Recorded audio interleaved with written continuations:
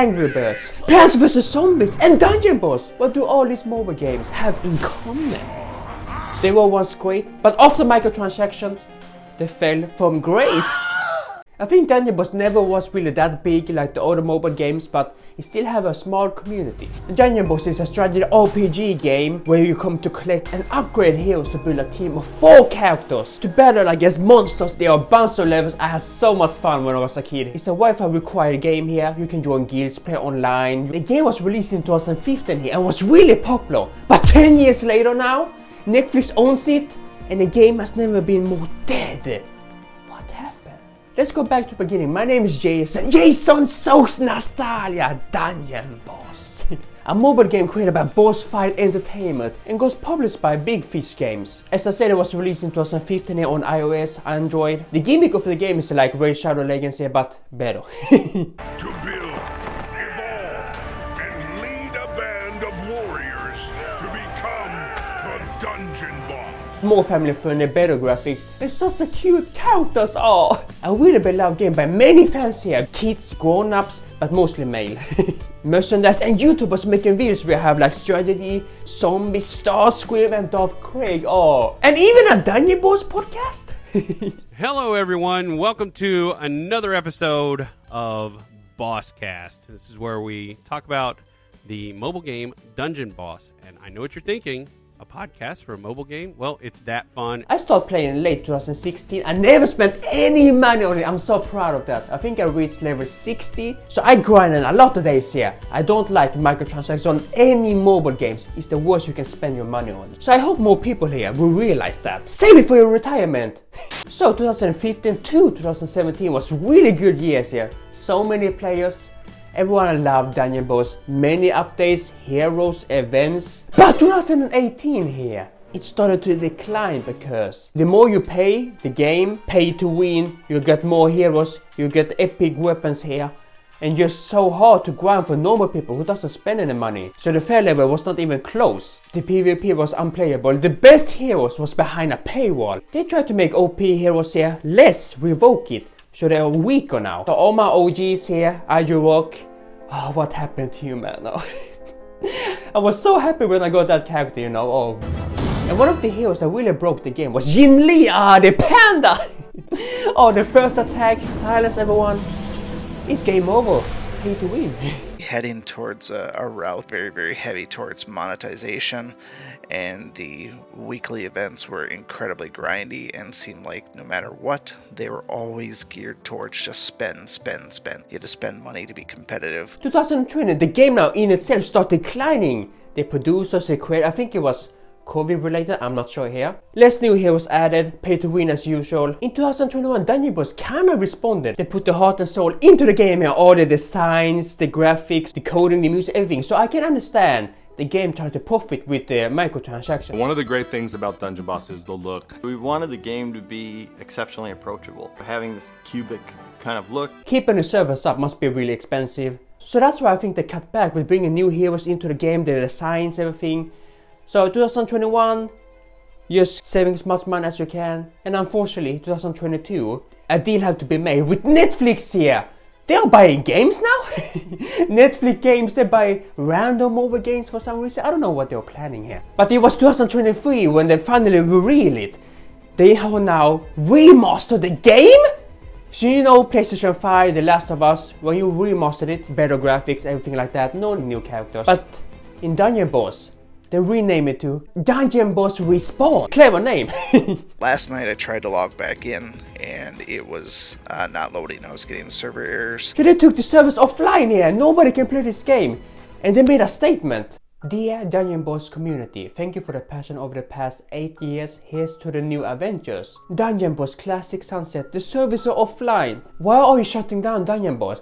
We feel it's the right choice moving forward. This will allow us the best opportunity to support Dungeon Boss Respawn. What will happen to my items once you remove the in-app purchase? All of the purchased items will be still available to use up until the time of the shutdown. Can I get a refund for the items purchased?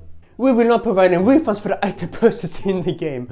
All in-game items will be available until the time of the sunset. Be sure to claim your loyalty rewards prior to the beginning of Dungeon Boss Respawn. So I think this is really funny here.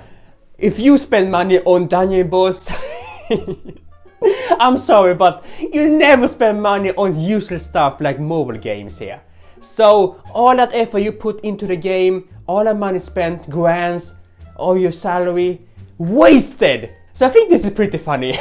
But for real, it's pretty greedy by Dungeon Boss here. Nothing, remove everything. In my account, when I go at level 60 here, with no money spent, I kinda feel sad now.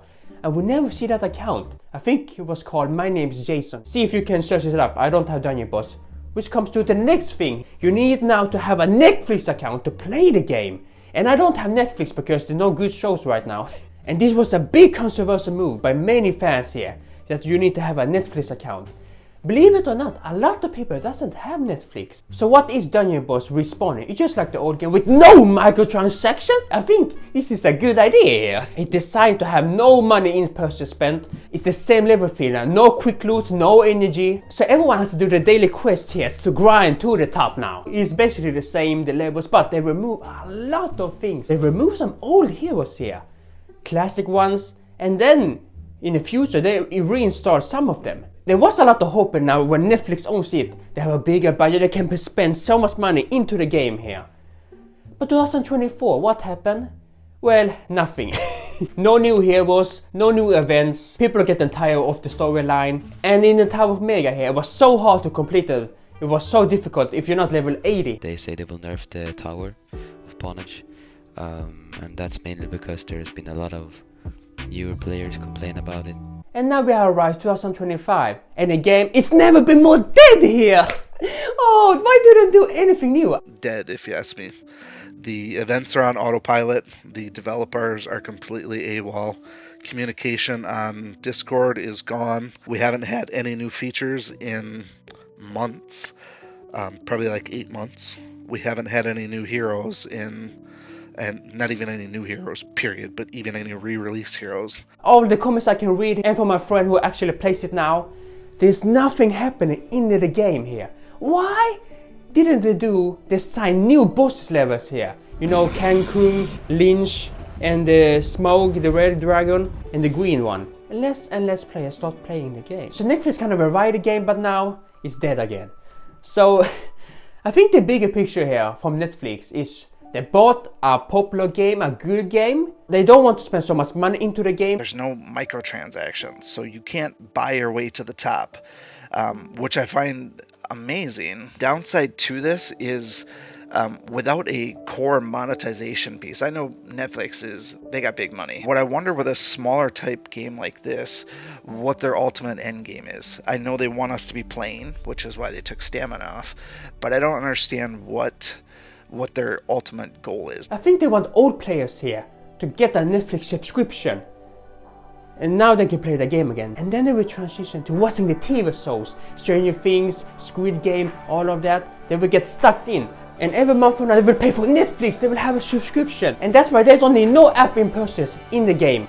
They even said, I think at their shareholder meeting, that they're putting all of their video game resources into their paired accounts, so they want to create their Squid Game's mobile app properties, and this year's just some random game that they bought, which I think was a huge misstep. It should have just stayed with the developer who was actually going to make the game, profit off the game, and they totally ruined it, and here we are now. So how can Dungeon Boss be saved? If I was the CEO, the creator, if I have a big wallet, I would buy from Netflix and make the game offline here. Make new maps, new bosses, and start uploading on the YouTube channel again here, Dungeon Boss. It got 5 million views, the most popular cartoon here.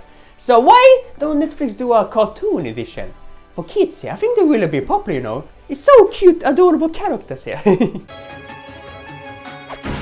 It's good to be the boss. So Dungeon Boss was really never that big of a game in the App Store. It didn't have so many commercials like Red Shadow Legacy. They went all in the commercials, and it got meme of that. But when the gamers play the game here and you saw the graphics not the same from the commercials, and that's why it's a meme game. So I think Dungeon Boss has really big potential here. Come on, Netflix. But either way, I will not get Netflix now just to play the game. Maybe when Wednesday Season 2 arrives, Stranger Things Season 5, I might just download it again to see what's happening. But it's a shame. It was good to be the boss, but now it's your loss.